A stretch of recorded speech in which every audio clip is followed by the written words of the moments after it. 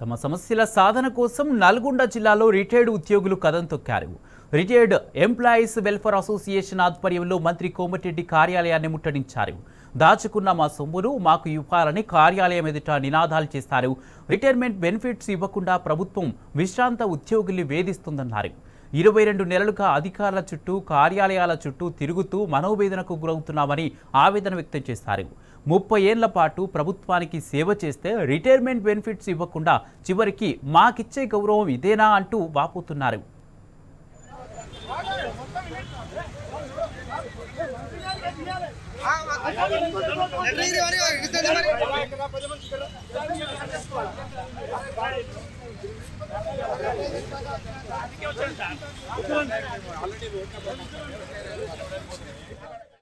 తమ సమస్యల సాధన కోసం నల్గొండ జిల్లాలో రిటైర్డ్ ఉద్యోగులు కదం తొక్కారు. ఇదే అంశానికి సంబంధించి పూర్తి అప్డేట్స్ మా ప్రతినిధి రాము అందజేస్తారు.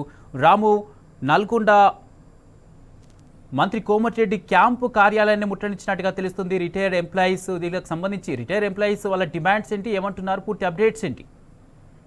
రిటైర్మెంట్ అయ్యి 2 ఏళ్లు పూర్తయినప్పుడు కూడా వాళ్ళకి రావాల్సినటువంటి బెనిఫిట్స్ కానీ ఈపీఎఫ్ సంబంధించి అదేవిధంగా రిటైర్మెంట్ సంబంధించినటువంటి డబ్బులు మంజూరు చేయడంలో ప్రభుత్వం వేధిస్తుందంటూ కూడా వాళ్ళు గత కొన్ని రోజులుగా దశల వారీగా పోరాటాలు చేస్తూ ఉన్నారు. అసోసియేషన్ కూడా ఏర్పాటు చేసుకోవడం జరిగింది.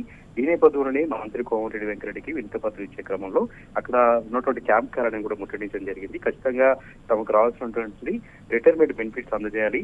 మేమంతా కూడా పన్నుటాకులం రిటైర్మెంట్ అయిపోయినటువంటి వయసులో ఉన్న వాళ్ళం. మేమంతా కూడా ఈఎంఐలతో ఇల్లు కట్టుకున్నాం, కార్లు కట్టుకున్నాం, పిల్లల పెళ్లిళ్ళకి సంబంధించి కూడా అప్పులు తీసుకున్నాం. వాటన్నిటిపైన సంబంధించి కూడా మేము బ్యాంకులో లోన్లు చెల్లించలేక అప్పుల పాలు అవుతున్నట్టు కూడా వాళ్ళు వాపోవడం జరిగింది. అయినప్పుడు కూడా కనీస కనికరం లేకుండా అక్కడ ఉన్నటువంటి పోలీసులు వారిని అక్కడి నుంచి బలవంతంగా లాక్కెళ్లి అరెస్ట్ కూడా చేయడం జరిగింది.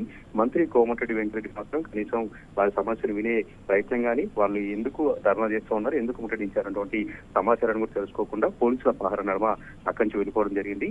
పన్నుటాకులుగా ఉన్నాం, రిటైర్మెంట్ అయ్యి 2 ఏళ్ళు అవుతున్నప్పుడు కూడా తమకు రావాల్సినటువంటి బకాయిలు విడుదల చేయట్లేదు.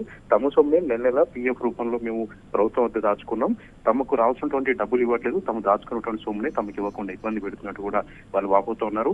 రాష్ట్ర వ్యాప్తంగా చాలా రకాలుగా ధర్నాలు రాష్ట్రాలు చేసినప్పుడు కూడా ప్రభుత్వం మాత్రం చెల్లలేదని చెప్తా ఉన్నారు. ఇప్పటికీ తమ పరిస్థితి ఏంటో, ఎక్కడికి వెళ్ళాలి, ఎవరిని అడగాలంటూ కూడా వాళ్ళు వాపోతున్నారు. ప్రభుత్వం పట్టించుకోవట్లేదు. తాము దాచుకున్నటువంటి డబ్బుల్ని ఇతర పథకాలకు ఖర్చు పెడతా ఉన్నారు. ఇతర కాంట్రాక్టర్లకు వేల కోట్ల రూపాయల బిల్లులు చెల్లిస్తున్నారు కానీ కొద్ది మొత్తంలో ఉన్నటువంటి తమ బకాయిలు మాత్రం చెల్లించకుండా ప్రభుత్వం వేధిస్తున్నట్టు కూడా వాళ్ళు ఆగ్రహం వ్యక్తం చేస్తున్నారు. ఇప్పటికైనా సరే ప్రభుత్వం రిటైర్మెంట్ ఉద్యోగుల సంక్షేమానికి పాటుపడాలి, పీఎఫ్ సంబంధించి జీపీఎఫ్ సంబంధించి వాళ్ళకి కావాల్సినటువంటి అన్ని బకాయిల్ని విడుదల చేయాలంటూ కూడా వాళ్ళు డిమాండ్ చేస్తూ ఉన్నారు. Kumar, right, thank you Ramu.